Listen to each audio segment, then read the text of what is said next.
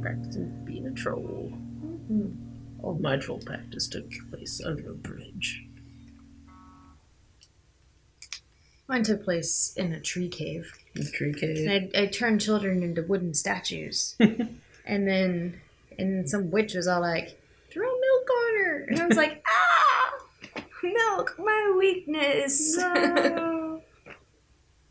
Such a good movie.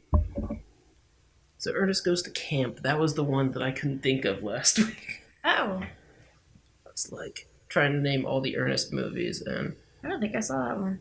Oh, maybe I did. That was the first one I ever saw. Mom's the first one I ever saw. Your mom goes to camp. My mom does go to camp. Jason Voorhees' mom went to camp. Yeah, she did. She went to camp. She wrecked some stuff in camp. She tore that shit up. So, we just watched Poultrygeist. Yes, we did. This is episode 2. I'm Mike Keltner, once again. I'm Malaria. Indeed. You'll catch me. Do be careful about that. And yes, we did just finish Poultrygeist. It's a nice little film. Poultrygeist. Not Poltergeist. This is the latest release, sadly, of director Lloyd Kaufman, part of the Trauma team, Trauma universe, you know. And well, let's just, I guess we should describe it, shouldn't we? It's everything you think it is. Pretty much. Just imagine it. That's what it is. I suppose we should mention that the subtitle is Night of the Chicken Dead. So that's clever.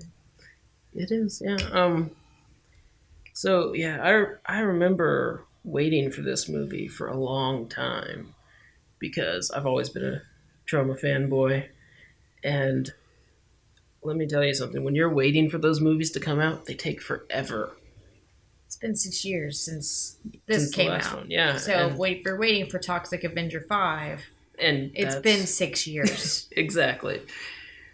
And so there were all these showings I couldn't go to because they were all in like New York and whatever. And finally I ended up getting it on DVD when it finally came out, watching it, and I'm like, this is ridiculous. Really awesome. Indeed. I'm like, if you've never seen a Trauma movie, one thing that will be said is they do their best to gross you out, and that part of it, not such a fan of. But they're also silly and funny. I mean, this one's part musical, part zombie film, part lesbian activism.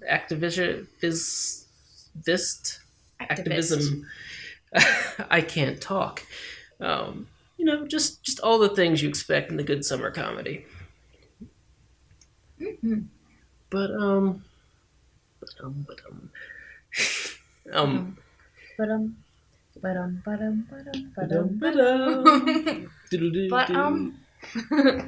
But yeah, it's sadly it is 6 years old. We're waiting on the next one now.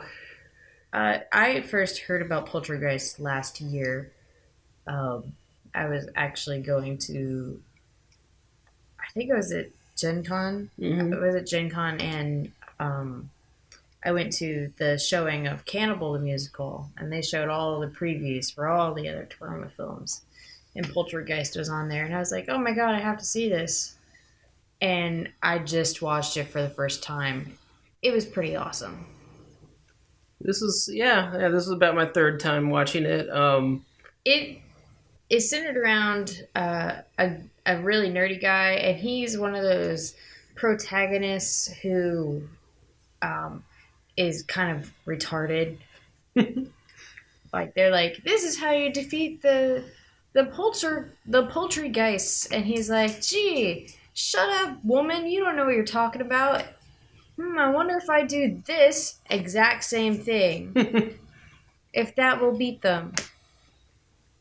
So, Yeah. And he's got a girlfriend who turns out to be a lesbian after her first semester in college, and well, she's not a whole lot brighter, but she at least figured out the way to kill the zombies before her boyfriend, or the Poultrygeist chicken thingies. But so there's that sound again. Like a pirate. But yeah, so there's this whole. I mean, like obviously this is about KFC. They're it's a fast food restaurant, and it's called American Chicken Bunker. Or more recently, it's about Chick-fil-A. He totally predicted this whole fiasco that's going on lately. He was like, lesbians are gonna hate Chick-fil-A for some reason. Yeah, And no. that does kind of work. Lloyd Kaufman, he is a visionary. Actually, the movie was made because there's a McDonald's that moved in next door to the Troma headquarters. And as soon as the McDonald's moved in, they started getting rats. And this irritated Lloyd Kaufman, and so he decided to write a story about the evils of fast food. But last time I saw Lloyd Kaufman, not in real life, but in a preview, or it was one of those pre-movie kind of shorts things. mm-hmm. The Tromaville headquarters was basically a cardboard box in an alley. So I'm not surprised that he had rats. Yeah, they must have downsized a bit. They used to have a nice little building in New York. Actually, New Jersey, I think the first one was. Well, he was just going on and saying that, he's poor, so buy movies from his website because they had to downsize to this cardboard box that can fit like one person at a time. And the whole time I was thinking, why don't you put ads on your YouTube videos? Well, Because I would watch them. You'd make like 50 cents off of me a day. Well, that's not Lloyd Kaufman's style, really. He's all about self-promotion, but not promoting other people's stuff. As a matter of fact, he's got a bit of a hatred for corporate America. So that might have something to do with it. Yeah, maybe. But yeah, so in which case, buy his stuff. Go to his website, buy all of his things, even if you have a copy. That you should. I can vouch that every Troma movie is an experience. Not always a particularly good one, but they're all an experience. One other Troma movie that I highly recommend is a little film called Decapitated. Decapitated? Decapitated. Does it have to do with camp? It does. It is pretty much a ridiculously silly, kind of self-aware murder in a camp storyline. These people go to this really spooky travel agent, and they're like, "We're looking for someplace to camp," and he's like, "You don't need a travel agent for camping," and so. So these guys go out into the woods and they start camping, and of course somebody comes around and starts killing people. Except he's not very good at it, and so they only stay dead for a little bit, and then they end up fixing most of their wounds with duct tape. And maybe I'm not making it sound as awesome as it is, but it's one of those movies. I just kind of picked it up. I was buying a bunch of Troma movies. Sometimes they sell them cheap, and I'm like, I'm gonna pop this one in, and it turned out to be really an enjoyable kind of inside comedy horror film thing. The way you're describing it kind of reminds me of Tucker and Dale versus Evil. It is actually very similar, and I'm glad you mentioned Tucker and Dale versus Evil, because that is an amazing movie that we should talk about. We should. And we've gone from talking about zombie Poultrygeists to camp movies. Yes. We found the subject for our podcast, camping movies. Camping movies are actually one of my all-time favorites. Anything that involves people dying in a camp, I'm all about. This probably comes from, Evil Dead 2 and My favorite franchise in horror of all time has always been Friday the 13th. I love Friday the 13th. Friday the 13th I like is awesome. part 1, part 2, part 7. Granted, I had not seen the first one. Oh, part 3 was awesome. Part 3, yeah. It was in 3D. It was. It's the really old campy 3D where everything is either bright red or bright blue. So you can really tell that when a girl is wearing a bright blue sweater that her tits were probably supposed to pop out at you. Yeah. Or if a pole is like really bright red and it's like you can tell. It's like Yeah, the idea of a horror movie in 3D was probably pretty new back then, and yeah, that's a good little I think gimmick. it came out in like 1984 or something. I don't know. You should look it up. Yeah, I should. I will. But back to Tucker and Dale versus the Evil for a minute. This is this amazing little film featuring Wash from Firefly and Serenity. Alan Tudyk. Or you could just do the actual name. Yeah, exactly. But yeah, it has him and it has another guy whose name I don't know, but he's in the show Reaper as a character named Sock. That's his biggest thing right now, I guess. Oh. But it's these two hillbillies who get a summer home in the middle of the woods. Friday the 13th, Part 3, 1982. Indeed. Part 3D. That's what it says on the cover. The old cover of it. It says Friday the 13th, Part 3, 3D. And this got this nice little poster. It's showing the outline of Jason Voorhees, and this blade is like coming towards you. Yeah. With blood dripping off of it. And the D is bleeding. Indeed. Oh, Penny, stop chewing on stuff. We have a dog here who's chewing on things. She likes to make a lot of noise. But yeah, these two hillbillies, they get a summer home, which is pretty much just a really broken down cabin in the middle of these kind of not fancy woods. And so they run into this group of like college kids who are going to go camp for the weekend. And the college kids mistake them for murderers. Yeah, the college kids freak out, especially when they're all going swimming at night and one of their friends falls off like a diving cliff and she's like drowning in the water and Tucker and Dale like save her. They pull her up into their fishing boat and the other kids are like, oh my god, they've got Allison. And they're like, we got your friend. Trying to be like, hey, we've got her, she's safe, you can come get her, but... Yeah, and then, they all run away, and so Tucker and Dale take her back to the cabin and, clean her up a little bit, give her some clothes, and... Yeah, and some food. Make sure she's okay. She's got, like, a concussion going on, and, like, all the other teenagers are like, oh my god, they're gonna murder her! So they try to save her, and they end up killing themselves. Yeah, they just, for whatever reason, end in these like very suggestive positions where one of the guys is like mulching some wood and the guy tries to tackle him and falls into the wood chipper, and so it looks like the guy threw him in there, but really he was just kind of like, whoa, this guy just jumped in my wood chipper and he's trying to save him. He's trying to pull him out by his legs, and eventually he gets just the legs out. And, or the bees.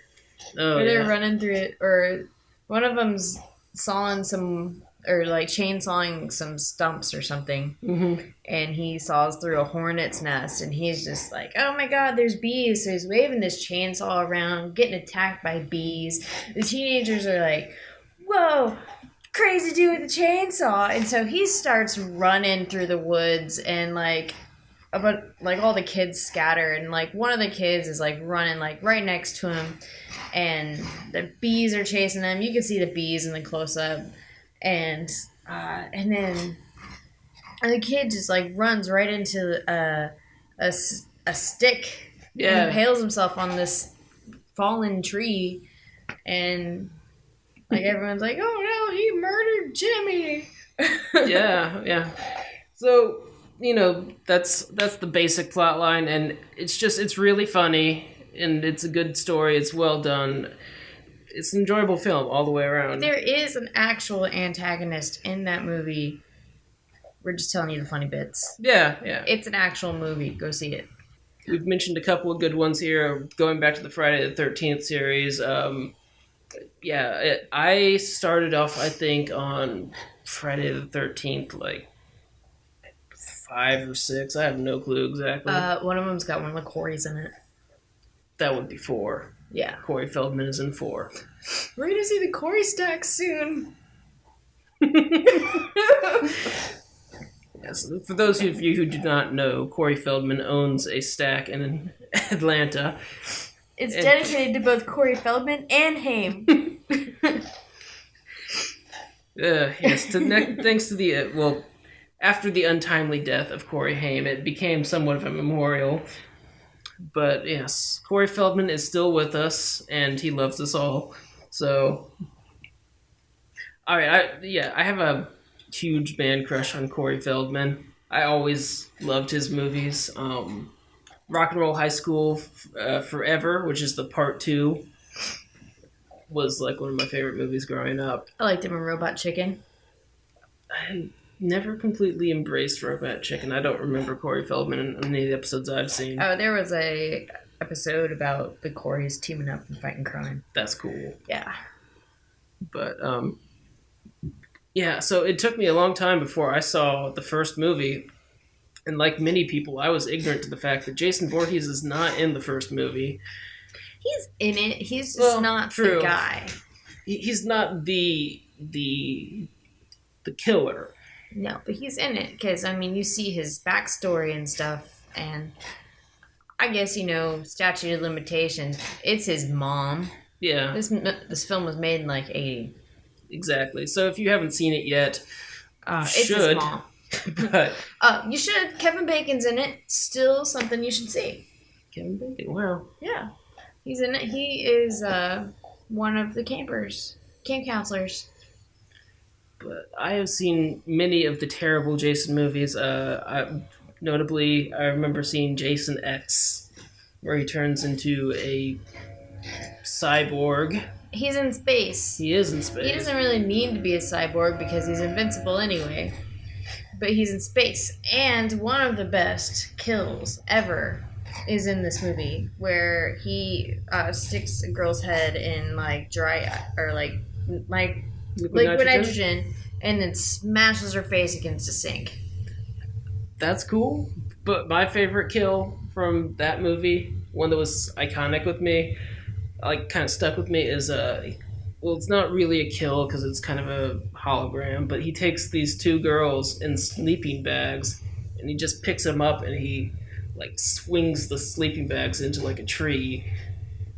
I don't think that was Jason X. I think that was Jason 6. That's Jason X.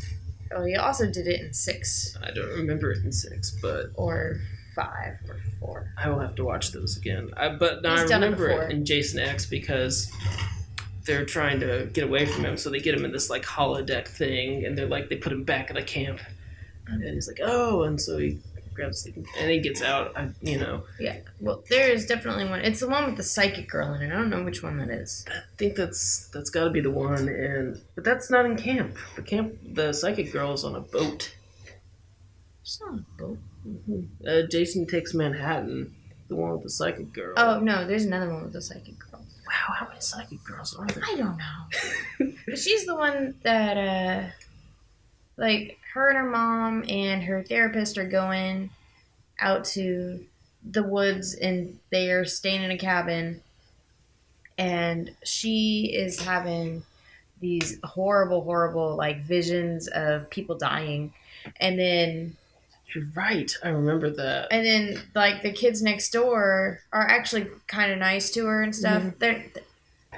I say kids. I feel so old. They're teenagers or early 20-agers. And And they're actually kind of nice to her. They invited her over to a party and stuff, and they're like, well, Becky and David haven't shown up. And she's like, Becky and David? I just had a dream about a Becky and a David. And it's creepy stuff. But Jason does the whole flinging people around in their sleeping bags in that movie as well. Yeah, I'm not sure which one that is, but I know that it's probably at least 5, maybe 6 or 7, because I know it's not 1, 2, or 3. not 4 or 5, because it might be 5 or 5 or 6. It's not Jason Takes Manhattan. I don't actually know which one that is. That's the one where he goes to Manhattan. Yeah, and he fights the Muppets for a part in a play. Yeah.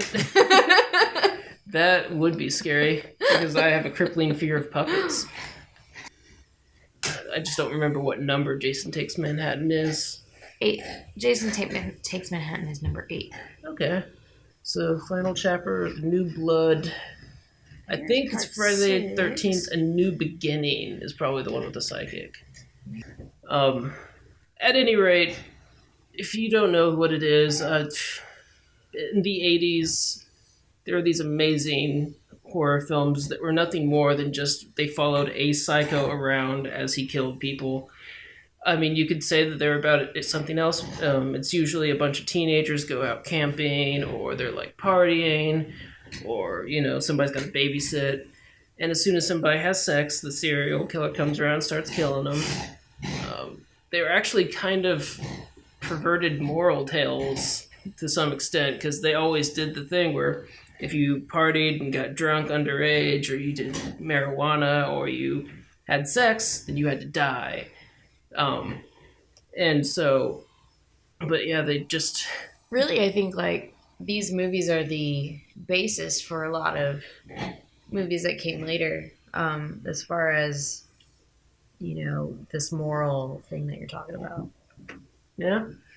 Yeah, because, before the slasher monster flicks, it wasn't like that, Every teenager before this series of kind of movies, every teenager was like, oh, I'm Johnny, upstanding citizen of playing football in town. Yeah. I'm gonna save the day and save Susan from the blob. Fair enough, yeah. And then in this, it was all like real teenagers and murder them because you should listen to your mom and not go camping.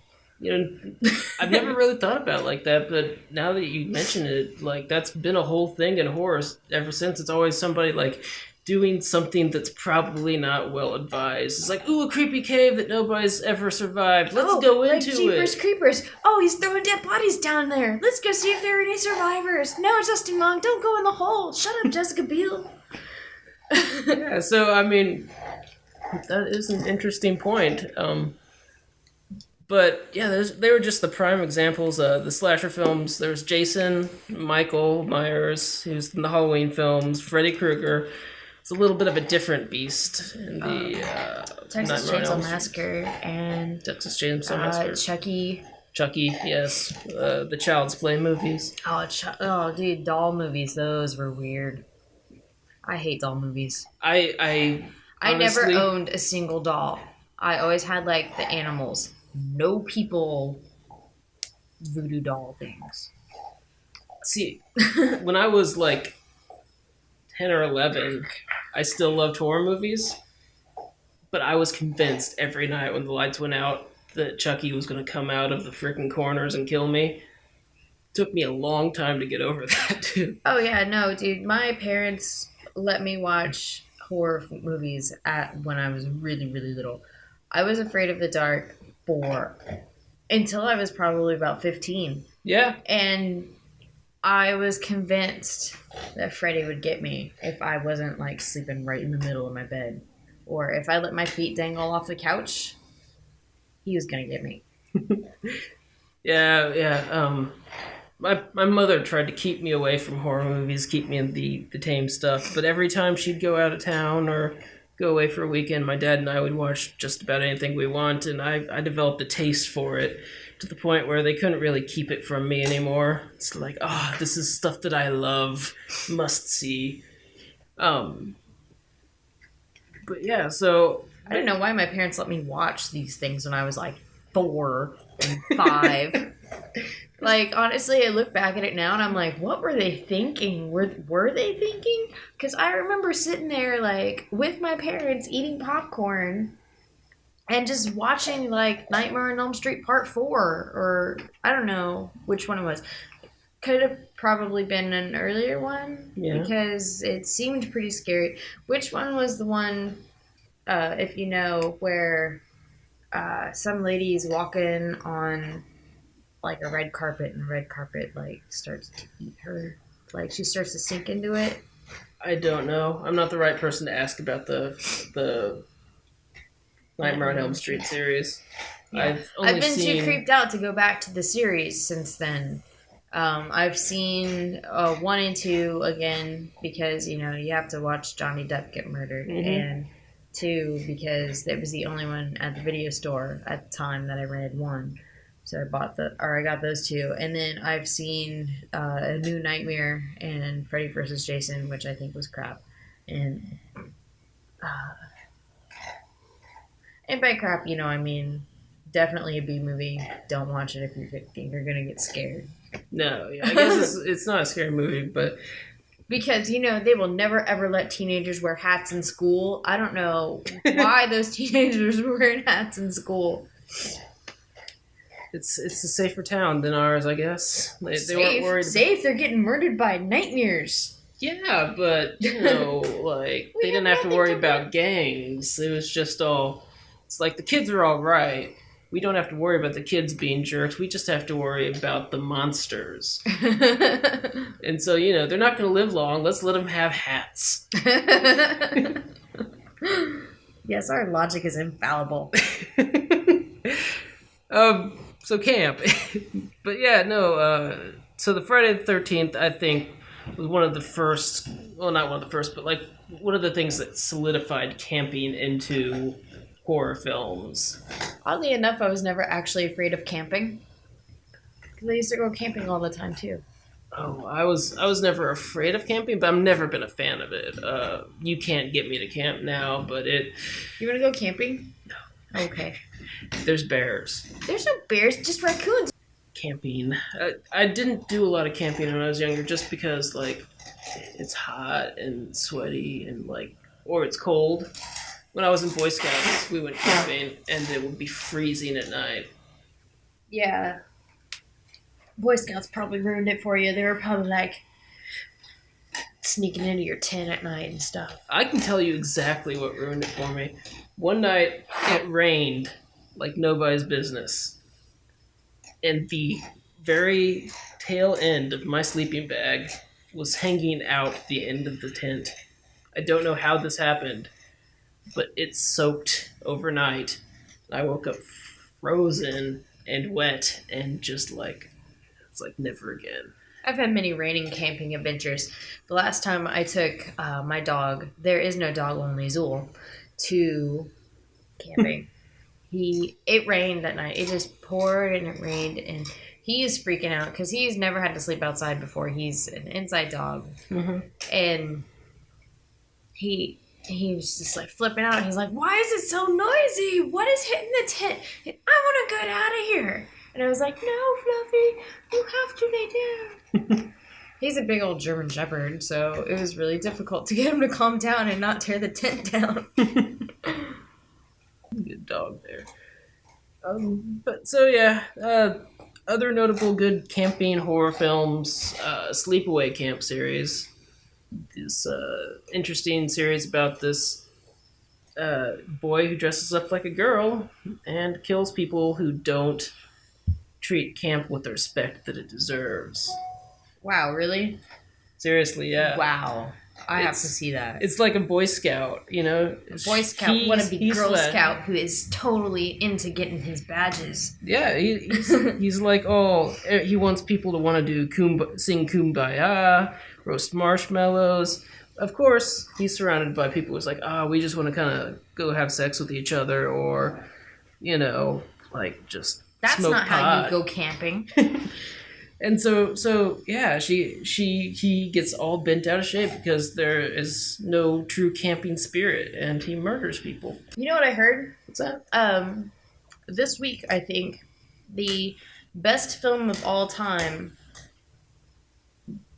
like that title, Mm-hmm. was taken away from Citizen Kane and given to Vertigo. Really? Yes, because Citizen Kane hasn't stood the test of time, Yeah. and Vertigo is so much better. That's awesome because Citizen Kane is terrible. Terrible. Um, Like, it really only spoke to the people of that time. and Hitchcock is timeless. Hitchcock is timeless. So that is awesome to hear. I'm glad to know that. There are not a lot of cross-dressing murder movies that I can think of. What about Silence of the Lambs? Oh, true. Buffalo Bill. Yeah. Yeah, it was actually Buffalo Bill was Wasn't he based? yeah, he was based on somebody Indiana? from Indiana. We're from Indiana, where all the psychos come from, because we have nothing to do. There's corn here, and there's like the zoo, and it's a really great zoo, but you can only go there so many times before you've seen everything. So yeah, some people. And so some people are just like, I hate my life. Can't get the fucking trees right. I'm gonna kill everyone in the world. Right. So yeah, you either become a psychopath or a hermit recluse movie nerd like myself. So You're not a hermit. There's a lot of good concerts. We have really good local bands. So, because if you're not murdering people, you're singing songs about murdering people, and we get wonderful bands. exactly. Speaking of which, a band that has a song about men dressed as women killing people, Harley Poe. This is one of my favorite bands. I've even dragged Malaria to see them twice. No, wait, just once. Twice. No, twice. All right, so twice. And they make amazing horror movie based music. And the song in question is called "Transvestites Can Be Cannibals Too," and it's about a transvestite, somebody who likes to dress in women's clothing, and he just wants to go out in town and get some grocery shopping done. But people always feel like they need to like give him crap. It's like, why are you wearing women's clothing? You know, it's like you're weird and disgusting. And so he's like, well, then I'm going to kill you because you're rude. And then I'm going to eat you because I don't want to be wasteful. That part's not actually the song, but you know, I guess human meat's good. It saves you having to spend money on not human meat. There's, speaking of men who like to dress as women and B movies, Ed Wood Jr. was a transvestite. That he was. And he has he's basically known for being the worst director of all time. Period. Yeah, he made movies, but he did it like fast and loose.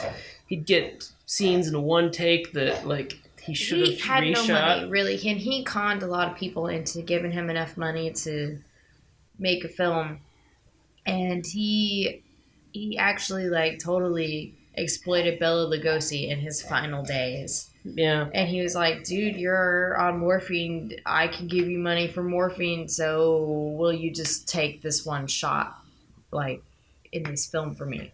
And he actually, like, took, like, this one scene that Bela Lugosi did, and he just put it in a movie. I think it was Plane 9 from Outer Space. After Bela Lugosi died. Right. He was like, I'm not even going to ask him if I can use this footage. I'm just going to put it in this movie. And like, the man was dead. It's like, dude, stop being such a dick. But he made a movie, I think it was called, like, Victor and Victoria or something like that. It's Glenn or Glenda. Oh, Glenn or Glenda. Yep. And it was talking about how he likes to dress in Angora sweaters, like a lady. Turns out he actually liked to dress in sweaters like a lady. Yeah, yeah. Um, yeah, he's this famous director, and he made what is Infamous. infamous. Yes, he's made what is one of the supposedly worst movies ever made, Plan 9 from Outer Space. There's a Tim Burton film based on Ed Wood's life. It's called Ed Wood. Yeah, Stars Johnny Depp. So if you're into Johnny Depp, and like we know who you isn't? are, Exactly. because he Um, was in Nightmare on Elm Street. exactly. Part 1. Um, so yeah, Ed Wood is an amazing director, and Amazingly terrible. Have you seen his movies, Mike? Like, I love B movies. I really do. I really, really do. But I bought his box set and I was like, I'm going to watch this. I watched Jailbait and I watched Plan 9 from Outer Space and I watched Glen or Glenda and probably Night of the Ghouls. I think I watched Jailbait and possibly Glen or Glenda, and yeah, I watched Bride of the Monster. That one was actually not that bad. But I was like, I can't get this time back in my life.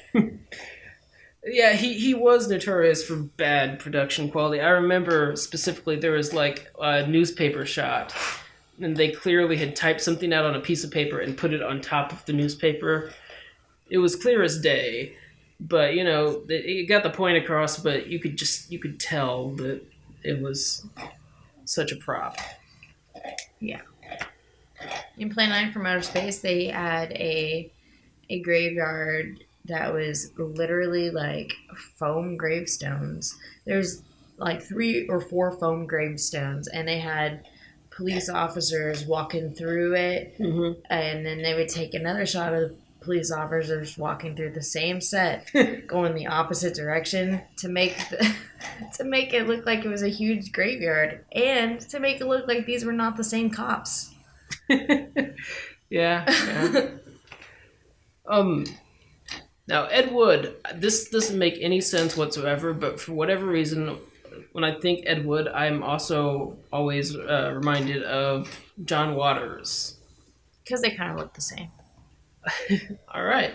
And John Waters is a just very quaint, gay old man that makes interesting films. He made that one movie that got an X rating, and it had Michael Douglas in it. Michael Douglas? Yeah. I'm And not sure. and it should have gotten like an R rating because it showed a little bit of pubic hair. And apparently the MPAA are Nazis. Well, the MPAA are unfair against independent filmmakers. But one of my favorite John Waters movies, one that's really, in with the theme of this podcast, is Serial Mom. Oh, Serial Mom was good. Yep. And Serial Mom... You will not wear white after Labor Day. Serial Mom is just this fun, little campy, strange movie about this mother who just loves her family so much that she kills people that don't treat her family right. So she's also a little bit crazy and kills people who wear white after Labor Day, but that's a whole other thing. But yeah, she's played by Kathleen Turner. She's like the perfect housewife, mother kind of a thing. And yeah, she just goes on a killing spree. Math teacher's giving her son too much trouble. This boy's being a bit too handsy with her daughter. She just kills him. And it's just this fun little movie. It's a lot of fun. It's a good time. It's got Ricky Lake and Kathleen Turner, of course. It's got an early Matthew Lillard from Scream fame. From SLC Punk. SLC Punk as well, yes. Yeah, it has Tracy Lord as well. That's right. John Waters took Tracy Lord, the underage porn star, and he cast her in a lot of legit-ish roles in his movies. I mean, you have to understand, if you've seen a lot of John Waters, none of his stuff is really legit. His earliest his most famous film, I think, is called Pink Flamingos. And if you've ever, just don't watch that if you've got a faint heart at all. It is absolutely disgusting and filthy. But it's interesting to see. This was back when he was still working with, coming back to Men Dressed as Women. He used to cast this man named Divine. Well, I don't know his real name, but he was a character that went by the name Divine. Babs Johnson. Babs Johnson. Interesting. Yep. Yeah, and he's just a big kind of, not even an attractive man. He's just a big man, and he dresses up as a Divine woman. is his like stage name. Right, Real, right. Like legit. But yeah, so she played this supposedly the filthiest person ever. That was kind of the title that she was championing. There were these two other people that were trying to win the title away from her, and they just kind of have a filth off. And I mean, it's one of those movies that if you're into movies, you hear about, and it's worth checking out. But just be warned, it is not for the faint of heart. I don't have much else to talk about. I think maybe we can wrap up for this week, unless there's something that's burning a hole in your mind. No. The theme song that Seth awesomely made for us in 30 seconds. Our friend Seth, he created the Ponder Couch blog that I write on, and that this podcast is available on. And he made us an intro song, which I liked a lot. It is actually on our first episode because I had to do some mixing with it, so you've heard it by now, and you're going to hear it this time too. But yep. Thanks to Seth for that. That was awesome. Props to Seth and the Ponder Couch. So I have to go pick up Alex from the drive-in. All right. Well, then... They do exist. Yes, we do have one lovely drive-in around here. Okay. You can murder people, you can be a musician, or you can go to the drive-in. Those are the only things you can do in Indiana. Be sure to visit soon. Yeah, visit. No, don't. Actually, our drive-in, being as like the only one in the state, is very nice. Went to Atlanta last year, went to their drive-in, and they had more screens, but like the inside, I was just like, I don't want to touch things because I'm afraid this building's going to fall down on me. Yeah, the building was a little bit iffy. And the thing is, I think that's one of a couple of buildings because I think it's like 2-3 screen arenas or something. But still, that was weird. The thing that your drive-in has over a lot of drive-ins is a pretty nice bathroom. Yeah. A lot of drive-ins, you get that like kind of outhouse feel, and it's just, that's not where you want to be. Yeah. No, like my drive-in, the Board of Health has gone in there and said this is probably the cleanest restaurant in Indianapolis. Nice. And not because like everywhere else is dirty, but because we keep it super, super clean. So yeah, go to the drive-in and get yourself a snack. You won't get diseases because we keep it clean. We keep it clean for no diseases. And malaria doesn't work there anymore, so... No, I don't, but... So you can't get infected with malaria. That's right. But I might be there. So watch out. Anyways, I think we need to wrap this up. For this week, I am Mike Keltner. And I'm Malaria. Have a good week. And watch horror movies and stuff. All of them. All of them.